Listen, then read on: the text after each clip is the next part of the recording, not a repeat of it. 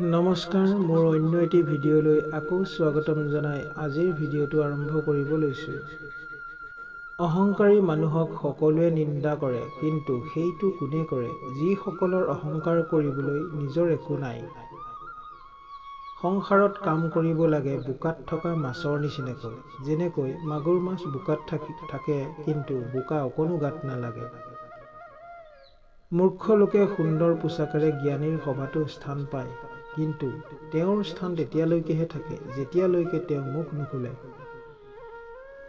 কৃতকাৰ্যতাৰ কাৰণে লাগে সাধনা, সাধনাৰ কাৰণে লাগে সাহস আৰু সাহসৰ কাৰণে লাগে আত্মবিশ্বাস। শ্ৰীকৃষ্ণই উপদেশ দিছিল, হে অৰ্জুন, মানুহে জীৱনত যি বিচাৰে সেয়া অৰ্জন কৰিব পাৰে যদি নিজৰ লক্ষ্যৰ কথা শয়নে সপোনে অবিৰামভাৱে বিচাৰে, নিজৰ ওপৰত বিশ্বাস ৰাখে, লক্ষ্যত অটল থাকে, তেন্তে সফল হ'বই। শ্ৰীমদ্ভাগৱত গীতাত থকা অনুসৰি আমাৰ সকলোতকৈ ডাঙৰ প্ৰেৰণাই হ'ল আমাৰ চিন্তা ভাৱনা। সেয়ে মনক সদায় ক'ব লাগে, মই পাৰিম। যদি আপুনি বুদ্ধিমান হয় তেন্তে আপোনাৰ বুদ্ধিমত্তাক কোনোবা ভাল কামত ব্যৱহাৰ কৰক। কেতিয়াও নিজৰ বুদ্ধিমত্তাক কোনো কুকামত ব্যৱহাৰ নকৰিব। কেতিয়াও কোনো ষড়যন্ত্ৰত নিজকে লিপ্ত নকৰিব। সমাজৰ মংগলৰ বাবে নিস্বাৰ্থভাৱে কিবা এটা কৰক, ফলত সমাজত সন্মান পোৱাৰ লগতে মনত সন্তুষ্টিও অনুভৱ কৰিব। ঈশ্বৰে আপোনাক সকলো সমস্যাৰ পৰা মুক্ত কৰিব পাৰে। সেয়েহে সকলো কৰ্মত সদায় ঈশ্বৰক স্মৰণ কৰক। গীতাত শ্ৰীকৃষ্ণই কৈছে যে যি ব্যক্তিয়ে ঈশ্বৰৰ কথা চিন্তা কৰি জীৱন কটায়, তেওঁ মৃত্যুৰ পিছতো পোনপটীয়াকৈ ঈশ্বৰৰ ওচৰলৈ যায়। হে অৰ্জুন, ঈশ্বৰৰ শক্তি আপোনাৰ মন, ইন্দ্ৰিয়, উশাহ আৰু আৱেগৰ কাৰ্যকলাপৰ জৰিয়তে ভোজনৰ দ্বাৰা আপোনাৰ ওচৰত আছে। হে অৰ্জুন, মই পৃথিৱীৰ মিঠা সুবাস, মই জুইৰ তাপ, সকলো জীৱৰ জীৱন আৰু তপস্বীসকলৰ আত্মনিয়ন্ত্ৰণ। হে অৰ্জুন, যিজনে বিশ্বাসেৰে উপাসনা কৰিব বিচাৰে, মই সেই দেৱতাৰ ওপৰত তেওঁৰ বিশ্বাস শক্তিশালী কৰোঁ। সেইদিনা আমাৰ সকলো সমস্যা শেষ হ'ব, যিদিনা আমি নিশ্চিত হ'ম যে আমাৰ সকলো কাম ঈশ্বৰৰ ইচ্ছাৰ দ্বাৰা কৰা হয়। কাৰোবাক এবাৰ ক্ষমা কৰি ভাল হ'ব, কিন্তু একেজন ব্যক্তিক পুনৰ বিশ্বাস কৰি কেতিয়াও মূৰ্খ নহ'ব।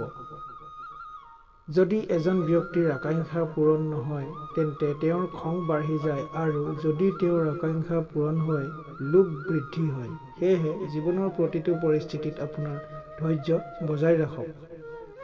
যদি কোনোবাই বিশ্বাসেৰে আকাংক্ষাৰ বস্তুটো নিৰন্তৰ কৰি চিন্তা কৰে, তেন্তে যি হ'ব বিচাৰে সেয়া হ'ব পাৰে।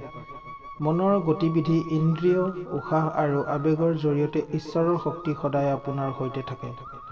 শান্ত হৈ থাকিলে সকলো দুখ কষ্টৰ অন্ত পৰে, আৰু শান্ত মনৰ দ্বাৰা এজন মানুহে তেওঁৰ বুদ্ধি দ্ৰুততাৰে স্থিৰ কৰাত আৰু ঈশ্বৰৰ সৈতে একত্ৰিত হোৱাত সদায় সহায় কৰে।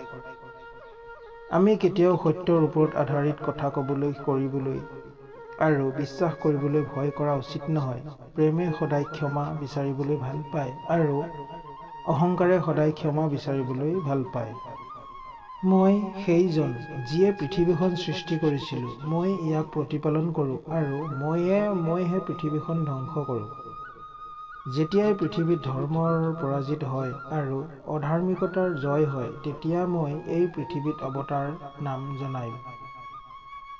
যেতিয়া আমি যি বিচাৰোঁ সেয়া নাপাওঁ, তেতিয়া আমাৰ বিশ্বাস পৰীক্ষা কৰা হয়, আৰু তথাপিও আমি কেৱল ঈশ্বৰৰ বাদে ধন্যবাদ পাওঁ।